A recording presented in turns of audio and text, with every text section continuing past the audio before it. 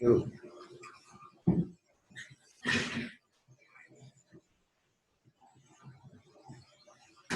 So today we will move on to the Attico-Antral disease of the middle ear cavity. As I told you in the last lecture that if the disease involves the superior portion of the middle ear and the mastoid antrum, that is the attic and the antrum, then this is called the Attico-Antral disease. If we move on the pathology, this Attico-Antral disease contains the cholesteatoma and or the granulation tissue. Cholesteatoma is always present into the Attico-Antral disease. You can see it very clearly if you examine the middle ear. Sometimes granulation tissues are present, sometimes they are not present. But pathologically, the cholesteatoma as well as the granulation tissues are, if present, then it is called the Attico-Antral disease. Now, what is the cholesteatoma? Basically, the cholesteatoma is the sac of the stratified squamous epithelium containing the keratin debris and the shade epithelium into the middle ear cavity. As you know that the middle ear cavity doesn't have the stratified squamous epithelium. But if this stratified squamous epithelium is present in the middle ear, it means that it is a pathological disease, which is known as the cholesteatoma. Now, you can easily see the whitish material, this whitish material, which is present into the middle ear cavity. This is the perforation. And through the perforation, we can see the middle ear cavity. And this is whitish material. And this whitish material is known as the cholesteatoma. If this whitish material is present into the middle ear cavity, then this is called the cholesteatoma. Now, from where this cholesteatoma arises, basically, no one knows from where it arises, but there are different theories of origin of this cholesteatoma. There are 4 theories for the origin of the cholesteatoma. One is the congenital cell rest theory. Second is the metaplasia theory. Third is the cell ingrowth theory. And fourth is the retraction pocket formation theory. Now, what is congenital cell rest theory? It is said scientifically that in the fetus, the middle ear cavity contains the stratified squamous epithelium. When there is a fetus in the uterus, when this fetus increases in size, increase with the age, these stratified squamous epithelial cells are changed into the normal epithelium. But if due to some reason, these stratified squamous epithelial cells are not removed from the middle ear cavity during the development, then these stratified squamous epithelial cells, which are present congenitally into the middle ear cavity, they give rise to the cholesteatoma, because cholesteatoma is the bag of stratified squamous epithelium. Second theory suggests that it is actually a metaplasia of the epithelium which gave rise to the cholesteatoma. If there is the long-standing infection, this long-standing infection causes the metaplasia of the epithelium. Metaplasia means the change of epithelium. The normal middle ear epithelium is changed into into the stratified squamous epithelium, and this gave rise to the cholesteatoma.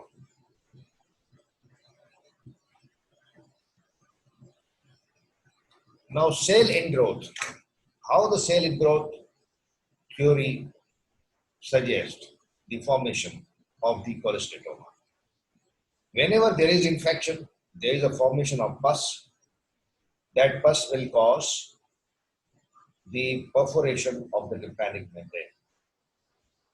And that perforation of the tympanic membrane, through that perforation of the tympanic membrane, the stratified squamous epithelium of the external auditory canal and the stratified squamous epithelium which covers the outermost portion of the cell membrane, they move and they go in the middle ear cavity, and this squamous epithelium, stratified squamous epithelium, which is normally present into the skin of the external auditory canal and into the outer portion of the tympanic membrane, will give rise to the cholesteatoma.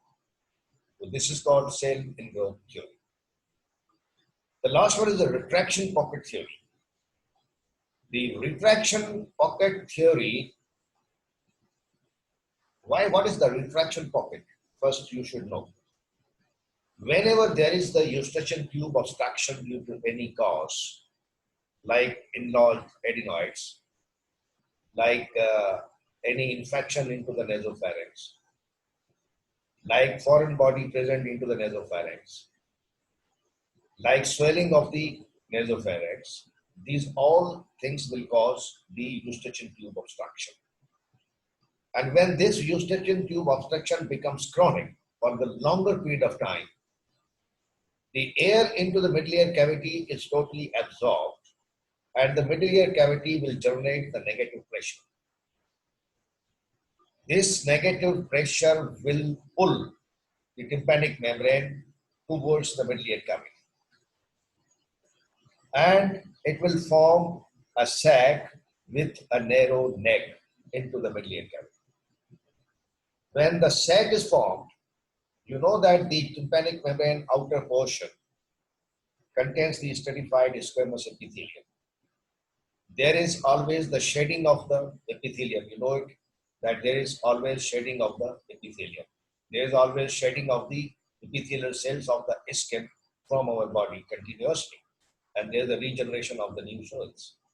So when this stratified squamous epithelium shed off, it cannot come out due to the narrow neck. It will be contained into the middle ear cavity with the retracted portion of the tympanic membrane and will give rise to the cholesteatoma.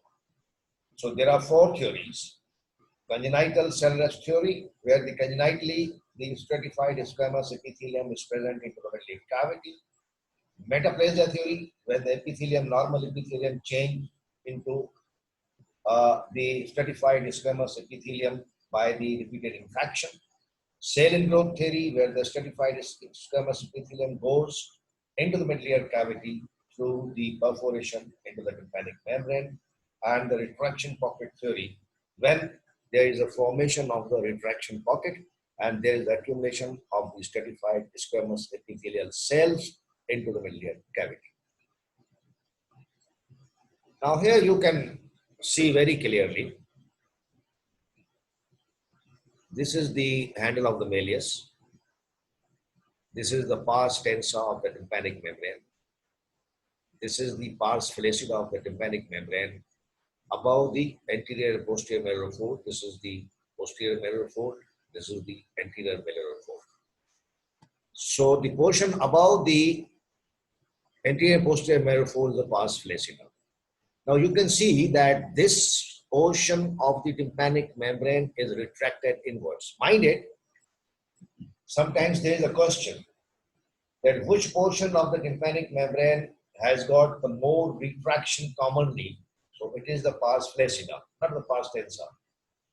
Commonly the retraction occurs into the pars flaccida because it is a flaccid portion does not contain the fibrous tissue into the middle layer of the tympanic membrane. So it is very flaccid portion of the tympanic membrane and very weak portion of the tympanic membrane. So whenever there is the negative pressure, then this weak portion of the tympanic membrane, that is the pars flaccida, will definitely go inside. So it has gone inside. This is called the retraction. And when it will increase in size, it will look like completely a sac with a narrow neck. Now this outer portion is covered by the squamous epithelium, stratified squamous epithelium. Now there is always the shedding of the epithelium from this portion normally, and it will be removed through the extra artery canal to the exterior admixed with your wax. So when there is a narrow neck, these squamous cells cannot go out. They will be accumulated here and will give rise to the cholesteatoma. I hope you understand. Now, what could be the clinical features for this disease? Number one is the discharge. Then what type of discharge it will be? Here in this disease, you mind it that this is the disease which is dangerous. Why it is dangerous? Because it involves the bone. In the tubotympanic disease, there was no involvement of the bone, so it was not dangerous. Now here in this disease, it involves the bone, so that it causes the necrosis of the bone, it will cause the damage to the bone, and it will cause the complications due to the involvement of the different vital organs. When the different vital organs like facial nerve, like brain, these are involved, then it will cause the complications. There may be the intracranial complications. So mind it that this is a disease which involves the bone. Now as it involves the bone, so here the discharge is thick. Number one. Number two, scanty. Scanty means बहुत ही थोड़ा सा amount है discharge का, बहुत थोड़ा. Patient बोलेगा कि मुझे तकलीफ तो है, लेकिन कान बहुत थोड़ा बहता है, ज्यादा नहीं बहता, लेकिन जो चीज बाहर आती है वो उतनी थिक है कि बिल्कुल लेसदार होती है. So discharge is thick. Number one. Number two, scanty. Number three, purulent. Frequent pus. In the tubotympanic, it was mucopurulent. It was the pus mixed with the mucus secretion of the middle ear cavity. But here it is purely purulent. So thick, scanty, purulent. And this is the foul smelling discharge. Number two, it is the blood stained discharge.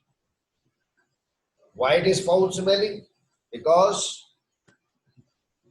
it causes the destruction of the bone, it causes the necrosis of the bone, and whenever there is the necrosis, there is involvement of the saprophytic bacteria, and these saprophytic bacteria will cause the smell. So thick discharge, scanty, purulent, foul smelling, and blood stained. Why blood stained? Because it will destroy the bone, so it will damage the blood vessels. There will be the bleeding from the blood vessels, so it is always blood stained. Now, deafness. What type of deafness will be there into the Attico antral disease? Commonly, it is the conductive hearing loss, but the conductive hearing loss will be severe. In the tubotympanic disease, it was not severe, it was moderate, from minimum to moderate. But here it is severe because this disease causes the destruction of the ossicles. Ossicles with the bone hai. So it will definitely involve the ossicles. So when the ossicles are involved, there will be the severe conductive hearing loss. In this disease, sometimes in 10% of the patients, the internal ear is also involved. And when the internal ear is involved, it will cause the sensory neural hearing loss. Now the pain. Will there be pain in all the patients? No, because it is a chronic disease. So in the chronicity, when the disease is chronic, there will be no pain. So majority of the patients will not have pain. But whenever there are complications, it will cause pain. So in those patients where the complications are present, the patient will be present with the pain. Now the perforation. What type of perforation will be there? There may be the two types of perforations in this disease. One is the marginal perforation and other is the attic perforation. Marginal perforation means when the perforation involves the tympanic annulus, and attic perforation is the perforation which involves the attic portion of the tympanic membrane, pars flaccida.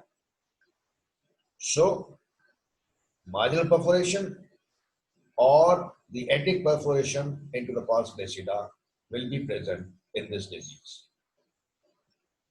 In some of the patients, there will be the granulation tissue present, which will bleed untouched. They are red in color. There will be the presence of cholesteatoma in 100% patients, which is whitish yellow in color. And the patient may also show the intracranial or extracranial complications.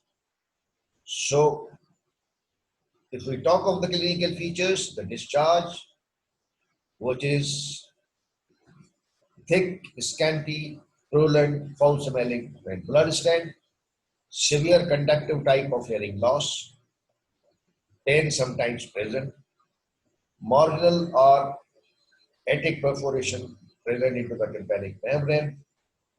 There may be the presence of the granulation tissue.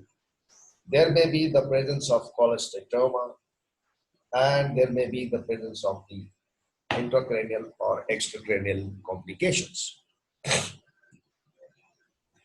If there is a disease, then what sort of investigations you would like to have in the patients who are having the disease? In order to diagnose the patient, we will have the X-ray of the mastoid Law's view first. View याद रखना है. Not only the X-ray mastoid, but X-ray mastoid Law's view. Her X-ray के different views होते हैं. Here we need Law's view because it is a lateral view and you can see the mastoid hair cells very clearly in this view. So we will need X-ray mastoid Law's view. What the X-ray mastoid will show you? It will show you the translucent area into the mastoid. Translucent area कौन सी होती है? Black color. Total area will be black. There will be no air cells present, but the total area will be black.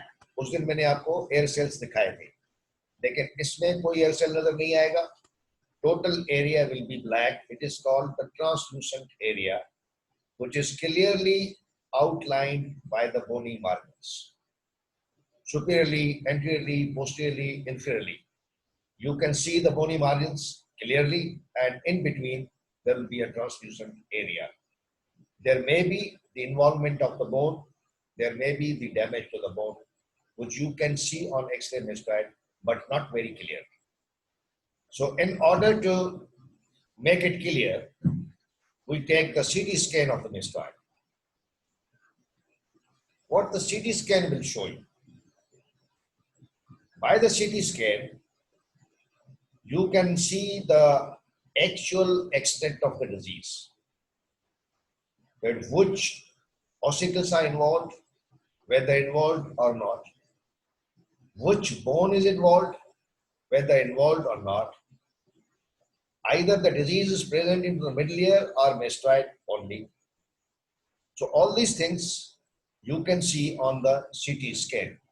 So we take the CT scan. अगर सवाल आए, what is the importance of taking the CT scan mastoid in this disease? अगर आप x ray mastoid ले रहे हैं, last view, आपको पता है कि ये disease Attico Antral है, then what is the use of CT scan? So CT scan से पहली चीज ये है कि you can see the extent of the disease. और जितनी ज्यादा extent होगी, उतना ही ये disease dangerous होती चली जाएगी और उतनी ही जल्दी हमें ट्रीटमेंट करनी पड़ेगी. So this extent of the disease is very important. Number two, you can ascertain or you can see clearly the bony erosions. कहाँ पे bony erosions हैं? Number three, you can see also the intracranial complications. So when the disease is more extent, the treatment option will be changed. If the disease is less extent, it does not extend more, then the the treatment option will be changed. If there is intracranial complication, the treatment option is changed. If there is no intracranial complication, the treatment option is changed. So, in order to diagnose that whether how much disease is present, what are the structures which are involved in the disease, we used to go for the CT scan mastoid. And number three, the audiometry. I told you before that audiometry is the device by which you can differentiate that whether the deafness is conductive or sensory neural. So these three investigations are very important and mixed with the basic investigations which you take for every patient like blood CP, urine DR, X-ray test. These are three basic investigations which should be done in every patient in order to diagnose the disease. So with these three basic investigations, you will go for X-ray mastoid Klaus view, CT scan mastoid, and the audiometry. I hope it is clear.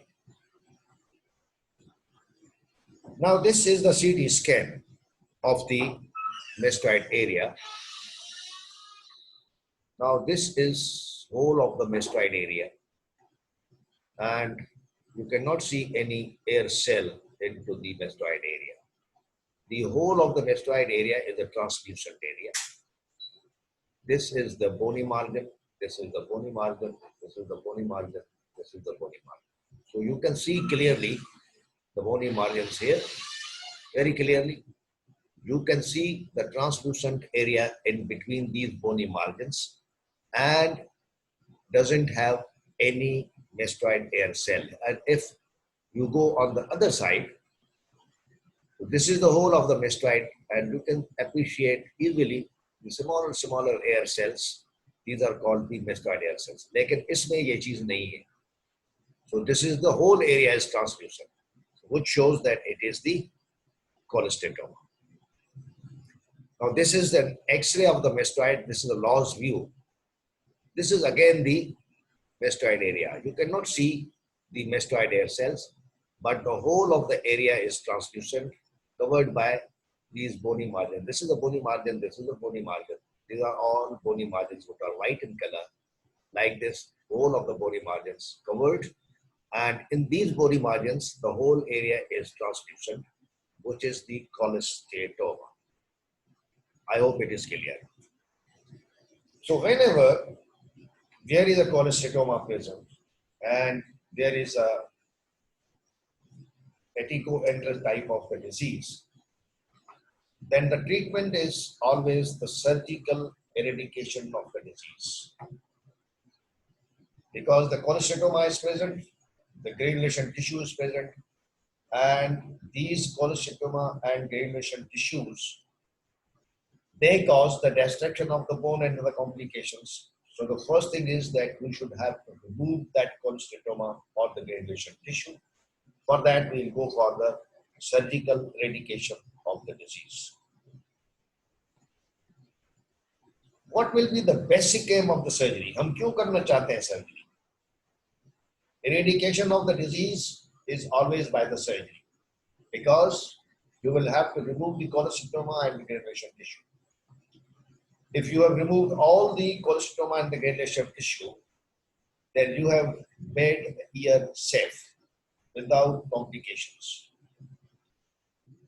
And number 3, when there is eradication of the disease, the ear is very safe, there is no complication.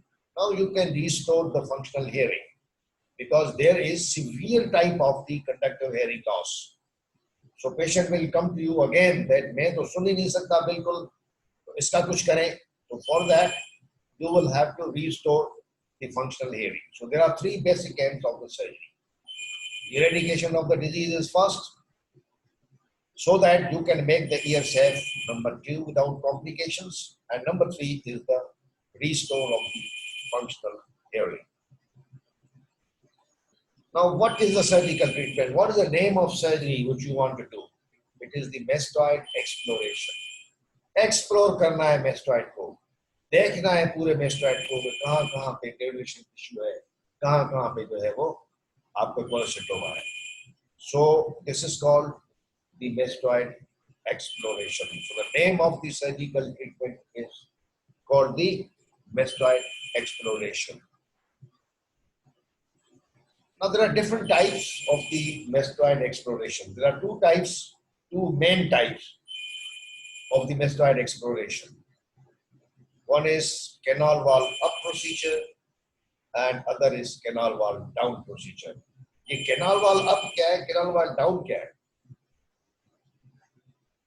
अगर anatomy हम देखें तो mastoid antrum और middle ear के बीच में posterior मिएटल wall आती है. एक बोनी रिज है जिसको हम पोस्ट मिएटल वॉल कहते हैं.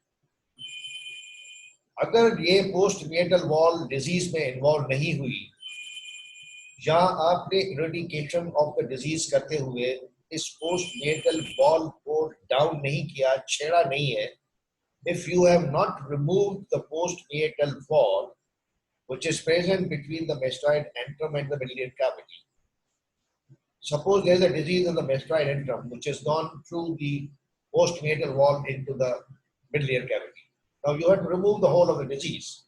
For this is very important that you have to remove that wall. Otherwise आप disease जो है वो remove पूरी कर ही नहीं सकते. और अगर एक सेल भी रह गया तो this cell will grow up and will give the another sort of cholesteatoma. So whenever you remove this post meatal wall to eradicate the disease, this is called canal wall down procedure. Lekin, if the disease is only present into the mastoid antrum, middle ear is not involved, or when the disease is present only into the middle ear, not in the mastoid antrum, then you have no idea. You don't have to down the canal wall. You don't have to remove the post meatal wall. And when you don't remove the post meatal wall, then it is called the canal wall up procedure. So we divide the surgical exploration into 2 procedures, that is canal wall up procedure and canal wall down procedure. So in the canal wall up procedures, there are simple mastoidectomy and there is the posterior tympanotomy. What is simple mastoidectomy? Just you explore the mastoid antrum only.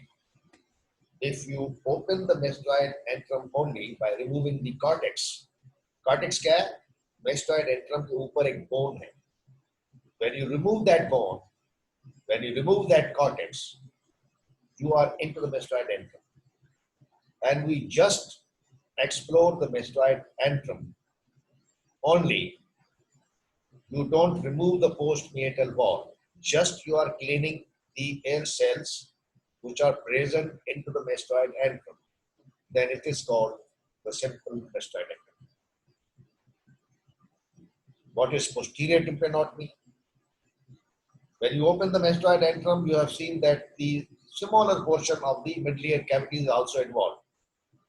Now you have to pass between a triangular area which is formed laterally by the facial nerve, medially by the carotid tympani, and superiorly by the fossa inclusus. I repeat it once again. It is bounded laterally by the facial nerve, medially by the carotid tympani, and superiorly by the fossa inclusus, which contain incus. This triangular area is approached, and when this triangular area is approached, this triangular area is called facial recess.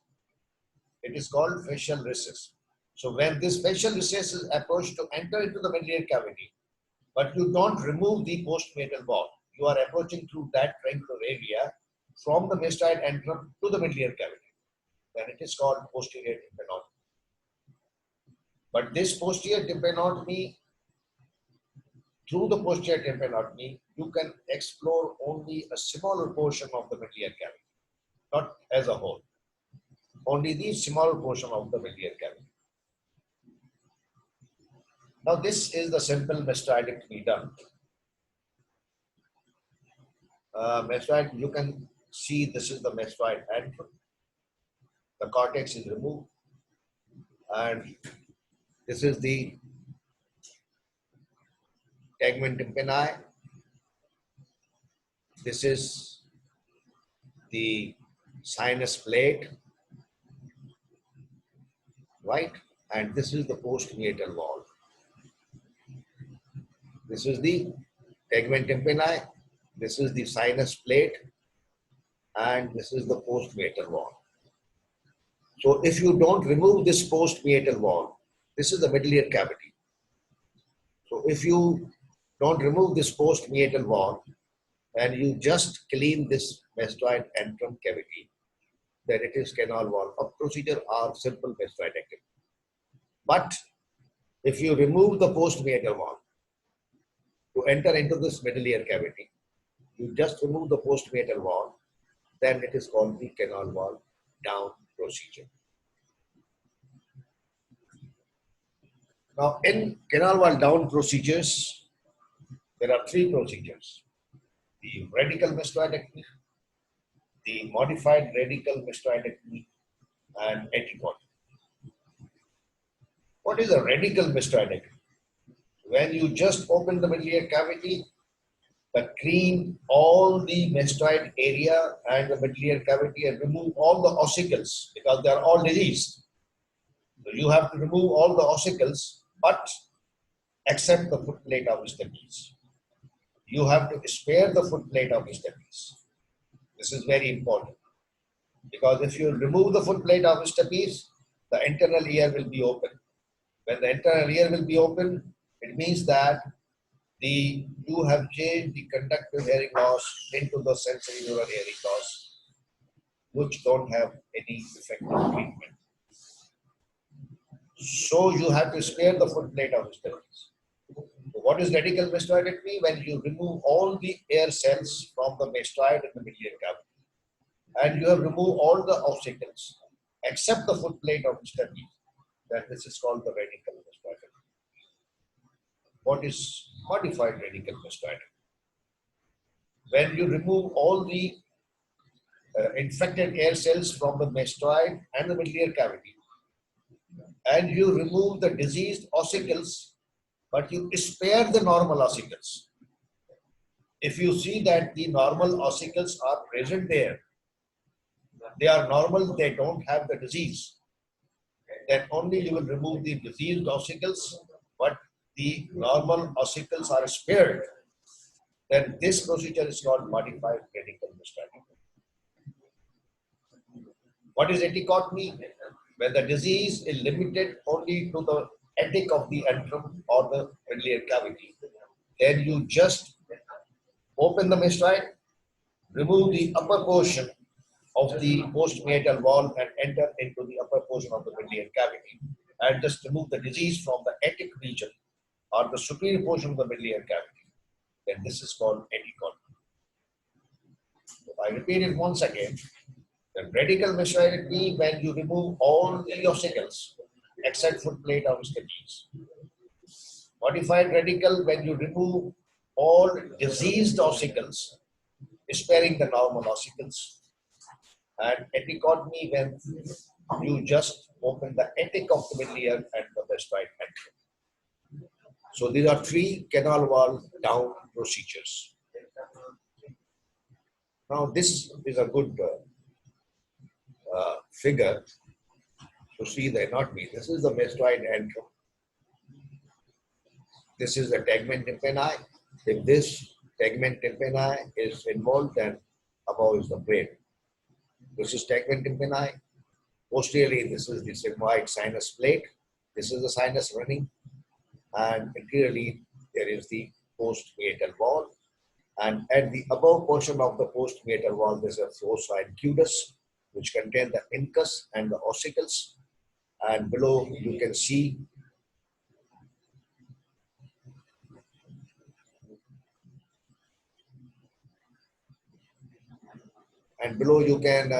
easily see this one, the facial nerve. You can see the cardia tympani nerve.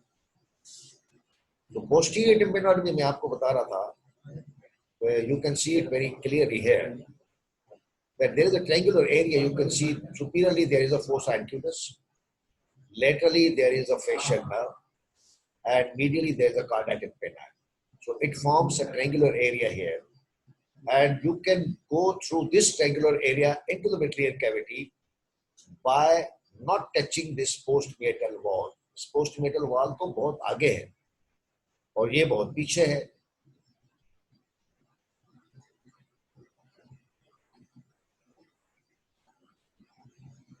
So if you don't touch this postmeatal wall, you can enter into the middle ear cavity through this triangular area. And this triangular area is called the facial recess. Now, we do the surgery for the restoration of the hearing loss. कौन सी करते हैं surgeries? We do the tympanoplasty. अब ये जो tympanoplasty है, ये पूरा एक topic है. So we will go further in the next lecture to see the tympanoplasty. Surgical approaches मैं आपको बता देता हूँ. Now there are surgical approaches. There are three surgical approaches. One is the transcanal approach. One is the oral approach, and third one is the post-oral approach. Transcanal is also called transmeatal approach. And here you can enter into the middle ear cavity through the external auditory canal. And the incision is given in the postmeatal wall about 5 to 7 millimeters lateral to the tympanic annulus. जहाँ पे tympanic annulus है, वहाँ से 5 to 7 millimeter lateral to that into the external auditory canal. You give the incision and you will raise a flap, which is known as the tympanomeatal flap. This flap will contain the skin of the external auditory canal as well as the tympanic membrane, the portion of the tympanic membrane. So this in one flap. So if you raise that flap, you can enter into the middle ear cavity. So only you can approach the middle ear cavity by this method. So if the middle ear is involved more and the mastoid antrum is not involved into the disease, then you can give this transmeatal, you can use this transcanal or transmeatal approach to remove that disease. End oral approach. End oral may we give the incision into the postmeatal wall at the junction of the cartilage and bone. आपको पता है कि this bone, the external auditory canal is formed of the bone as well as cartilage. So where they meet, the incision is given, and this incision is given from the 6 o'clock to the 12 o'clock position, bilkul straight, 6 o'clock to the 12 o'clock position, and then it will extend upwards and will come outside between the tragus and the crus helix. So in this way, you can open the mastoid antrum as well as the middle ear cavity. इतना detail में इसको समझाने के लिए मैं आपको बता रहा हूँ, लेकिन इतना डिटेल में जाने की जरूरत नहीं है. You should know that there is a transcanal approach, there is an oral approach, and there is a post-oral approach.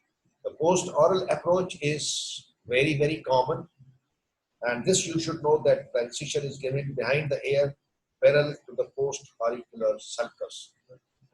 So there is a sulcus between the mastoid area and your lobule, ear lobule. There is a sulcus in between. So give the incision parallel to that post-auricular sulcus behind the ear, then it is called the post-oral approach, and it is the commonest approach. So this is the post-oral approach. You are given the incision.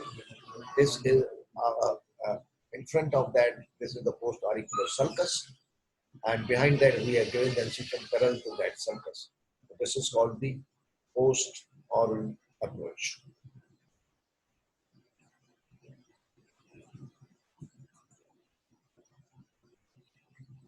Rajo.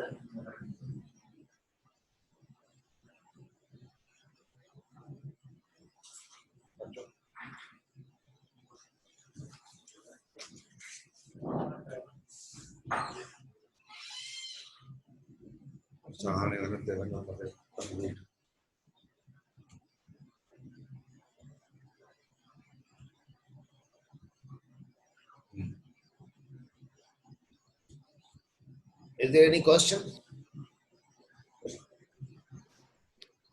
Yes, Hello? sir. Can you hear Yes, me? sir. Sir retraction pocket झुर्री को थोड़ा define करें. एक minute आपकी आवाज नहीं आ रही. एक मिनट जी पूछो. सर थोड़ा रिट्रैक्शन पॉकेट झुर्री को थोड़ा डिफाइन करें. Retraction pocket. Okay. Whenever there is the obstruction of the eustachian tube का फंक्शन क्या है? फंक्शन क्या है? फंक्शन बताएं जरा. प्रेशर को मेंटेन करता है. जी. It maintains the air between the external environment and the biliary cavity. Air goes from the external environment through the eustachian tube into the biliary cavity. अब ये एयर जो है ये मेन कंटेंट है biliary cavity का. जब तक air नहीं होगी तब तक ना टिम्पैनिक मेम्ब्रेन, एक कुशन की तरह काम करता है ये. तो जब तक एयर नहीं होगी टिम्पैनिक मेम्ब्रेन काम नहीं करेगा, ऑसिकल्स काम नहीं करेंगे. So this air is very important. So what happens when there is the eustachian tube obstruction? This obstruction will cause the negative pressure because the air which is present into the biliary cavity is absorbed. Now no air is coming through the eustachian tube into the biliary cavity from the exterior due to the obstruction. So the air which is present into the biliary cavity is absorbed, and when it is absorbed, it will cause negative pressure. जब भी negative pressure होता है तो वो अपनी चीजों को अपनी तरफ खींचता है हमेशा. So whenever there is a negative pressure, it will pull the tympanic membrane towards the biliary cavity. अब कौन सा पोर्शन ज्यादा पुल होगा? जो वीक होगा. वीक कौन सा पोर्शन है tympanic membrane का? Pars flaccida. Pars flaccida. तो अब ये pars flaccida जब जाएगा biliary cavity में तो एक सैक बच जाएगी, सैक की तरह हो जाएगा. अब जब ये सैक बन गई तो नेक उसकी जो है वो बिल्कुल ही छोटी सी पतली सी होगी. तो टिम्पैनिक मेम्ब्रेन के ऊपर जो स्किन है वो जब शेड होगी तो उसमें टिम्पैनिक मेम्ब्रेन के बाहर वाला जो पोर्शन है that is covered with the squamous epithelium, stratified squamous epithelium. Now this stratified squamous epithelium जब वो शेड होगा तो वो बाहर एक्सटीरियर नहीं जा सकता क्योंकि नेक जो है वो बहुत ही छोटी है, बहुत पतली है, नेरो है. वहां से जो है वो बाहर नहीं निकल सकते. अब ये जो स्क्वेमस एपिथेलियल सेल्स जो शेड हुए वो वहां पे जमा होंगे कोलेस्ट्रोमा बनेगा. This is the basic thing. Any other question? Thank you sir. Sir simple mastoidectomy थोड़ा बताएं. मेस्टोइडेक्टोमी क्या बेटा? मेस्टोइडेक्टोमी तो बहुत सारी चीजें हैं, क्या पूछना चाहते हो? Sir simple mastoidectomy. Simple mastoidectomy. Simple mastoidectomy में हमारा एम सिर्फ ये होता है कि मेस्टोइड एंट्रम में जो एयर सेल्स हैं जो इन्फेक्टेड हो गए हैं उनको साफ करना है. अब मेस्टोइड एंट्रम कहाँ पे है? आपका जो मेस्टोइड एरिया है यहाँ पे ऊपर कार्टेक्स है, बोन है. जब ये कार्टेक्स हम रिमूव करते हैं तो नीचे मेस्टोइड एंट्रम है. ये मेस्टोइड एंट्रम जो है ये कंटेन करता है डिफरेंट सेल्स. जब ये डिजीज में डिफरेंट सेल्स इन्वॉल्व हो जाते हैं तो इन सेल्स को हमें रिमूव करना होता है. कोई सेल हम छोड़ नहीं सकते. अगर कोई सेल छूट गया तो इसका मतलब है कि कोलेस्टेटोमा का वो पोर्शन छूट गया। और कोलेस्टेटोमा में ये एक प्रॉपर्टी है कि ये एकदम से बहुत ज्यादा एक्सटेंड होता है। I am sorry. तो ये सब चीजें हमें, जो एयर सेल्स है जो मेस्टोइड एंट्रम में पड़ी हुई है, इनको हमें साफ करना है। तो when we remove the cortex, when we enter into the mastoid antrum and we clean or remove all the air cells which are present into the mastoid antrum, which are infected, then this procedure is called simple mastoidectomy. Very simple. Yes, आपने sir. Cortex Thank you, sir. Remove किया, आप mastoid antrum में गए, air sales को साफ किया या remove किया, this procedure is called simple mastoidectomy. Anything Okay, else? sir. Okay, should I leave? Yeah.